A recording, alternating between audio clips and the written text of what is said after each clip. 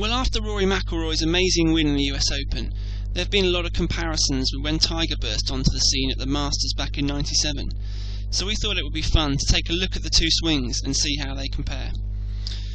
So on the left here we've got Tiger from the practice round at the Masters in '97, and on the right we've got Rory from the final round at Congressional. And you can see from these full speed swings just how many similarities there are with the actions.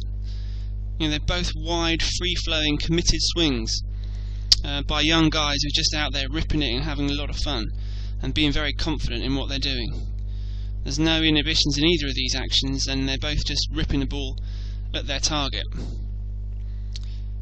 So let's have a little look in more detail and see what there is that we can learn from these swings and see how they compare to each other. So I'm going to draw a few lines on here. These ones just so that we can see the footwork that the two guys employ. I'm just going to mark the top of their heads so we can see what their heads do during the swing.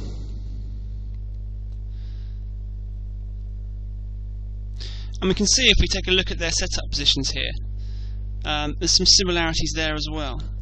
So first of all, both very athletic over the ball here. You can see good angles to their bodies, nice straight backs with both Tiger and Rory here.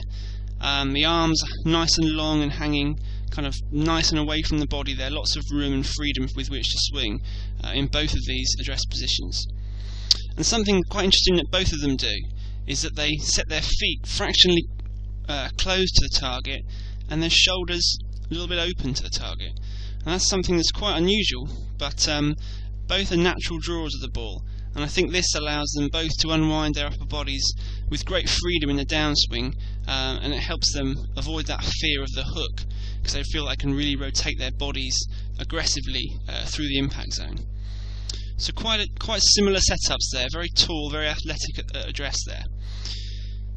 Now as we move into their takeaways, what we're going to find here is that they both employ very wide one-piece takeaway moves. And you can see at this sort of quarterback position here, both of them got very extended triangles with the arms there. There's very little wrist or arm action in that first move. It's very much a body-oriented takeaway, and that's a feature of their swings. They're both very wide swings. And as we take them up towards the top of the backswing, again you'll see here similar looking positions there.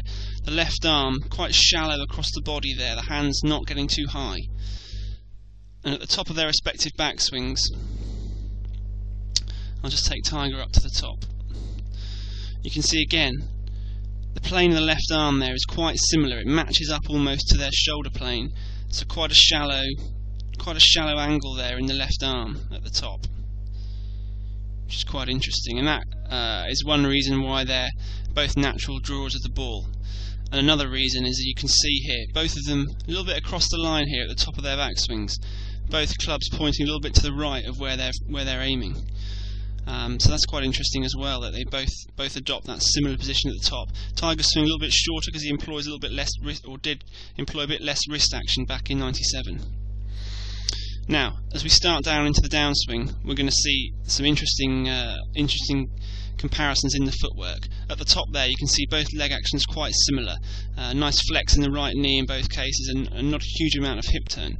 Now, as we start down, you can see, if you look at in fact, let's just pop a couple of extra lines on, or one extra line on Tiger's head here, and that'll just show us the first thing that we want to look at here, which is the way that both these guys compress into the ground as they start down. Let's just mark the top of Tiger's head into the top of the backswing here. Now what we're going to see here is they both start down. They both lose quite a considerable amount of height as they start down there. Now there's been a lot of comment about Tiger dipping as he starts down in his downswing, but you can see, you know, number one, he's always done that, and number two, it's what all great players do. All long hitters do that because they're using their legs, using the ground to generate power in the downswing. So he's squatting into the ball there. So you can see that loss of height there is something that's definitely not a concern. Now, what I want to show you is the way their leg actions both work so similarly in a downswing. You can see from the top of the backswing here, if you look at the relative positions of their right knees versus these vertical starting lines, as they get to halfway down, those knees have shot in towards the ball there as their legs compress into the ground. And both of these guys are similar action here. So they're really using their legs, really using the ground there to generate power. And what's very interesting is the way that both of them have this similar move at impact, where their legs straighten dramatically just as they get to the point of impact.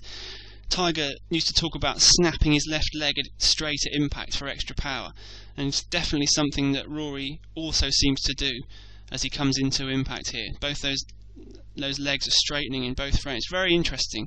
And you can see as they get to impact there, their right knees both withdraw back to where they started at address. They're not out in front of that line once they get to impact.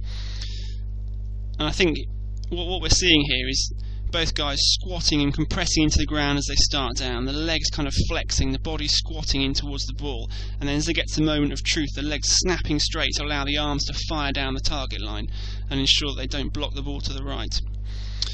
As they come through, you can see here both of their upper bodies unwind very aggressively into very, very full, free-flowing follow-throughs there. You know, the shoulders and the hips are fully unwound towards the target, and back in '97 Tiger had this really full, free-flowing follow-through, which is very similar to what Rory's adopting at the moment. So I think the comparisons between the guys are very fair. You know, both have had runaway victories in their first major. Both have this free-flowing, aggressive swing through the ball. And one final similarity that we just want to highlight with the guys is the way they celebrate their victories here. So I'm just going to show you a very interesting similarity here at both their victory celebrations. Both the guys bring their dads into the frame, and as we roll this through, what you're going to see just about here, very, very similar technique there. You see both arms around the father, very, very similar technique. So I think we're gonna see that Rory's going to emulate Tiger right the way through his career, and I think we know that a star has been born.